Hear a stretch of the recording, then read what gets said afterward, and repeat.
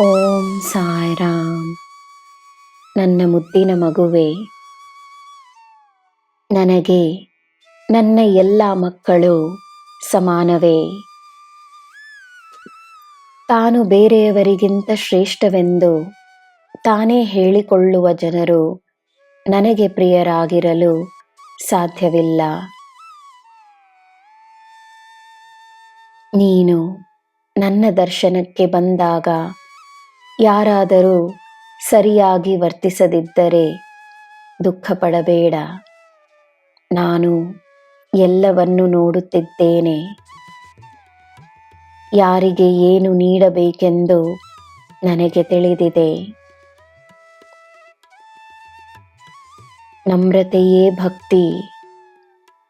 ನೀನು ನಿನ್ನ ಮಾತಿನಲ್ಲಿ, ನಿನ್ನ ನಡವಳಿಕೆಯಲ್ಲಿ ನಮ್ರತೆಯನ್ನು ಹೊಂದಿದ್ದರೆ ಅದರಿಂದ ನಿನ್ನ ಜೊತೆ ಇರುವ ಜನರಿಗೆ ಸಿಗುವ ಸಂತೋಷವೇ ನೀನು ನನಗೆ ಮಾಡುವ ನಿಜವಾದ ಪೂಜೆ.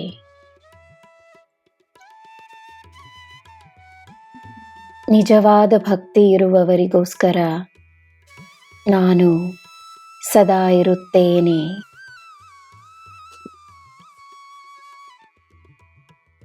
ನಾನೇ ಶ್ರೇಷ್ಠವೆಂಬುವ ಅಹಂಭಾವ ಹೇಗೆ ಒಳ್ಳೆಯದಲ್ಲವೋ ಹಾಗೆಯೇ ಶ್ರೇಷ್ಠತೆಗೆ ನಾನು ಅರ್ಹನಲ್ಲ ಎನ್ನುವ ನಂಬಿಕೆಯೂ ಒಳ್ಳೆಯದಲ್ಲ. ನನ್ನ ಎಲ್ಲ ಮಕ್ಕಳು ನನಗೆ ವಿಶೇಷ. ನೀನು ನನಗೆ ವಿಶೇಷ. ನಿನ್ನ ಮೇಲೆ ನಾನು ಅಪಾರವಾದ ಪ್ರೀತಿಯನ್ನು ಹೊಂದಿರುವೆನು.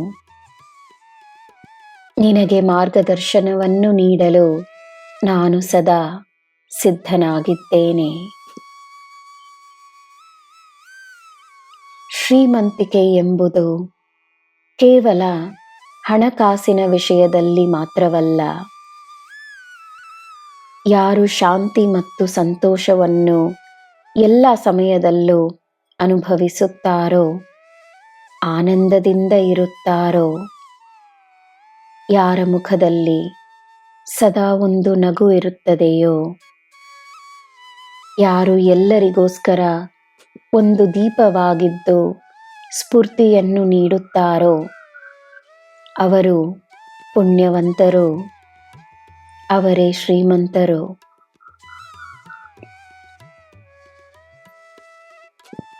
ನನ್ನ ಮಗುವೆ, ಹಣಕಾಸಿನ ಸಂಪಾದನೆಯನ್ನು ಮಾಡು. ಅದೇ ಸಮಯ ನಿನ್ನ ನೆಮ್ಮದಿಯನ್ನು ಕಳೆದುಕೊಳ್ಳಬೇಡ. ನೀನು ಶಾಂತವಾಗಿದ್ದರೆ ಹಣಕಾಸು ಸಹ ನಿನ್ನ ಬಳಿ ಬಂದೇ ಬರುತ್ತದೆ. ಚಿಂತಿಸಬೇಡ. ನಿನಗೆ ಎಲ್ಲ ಶುಭವೇ. ಜೈ ಸಾಯಿರಾಮ್.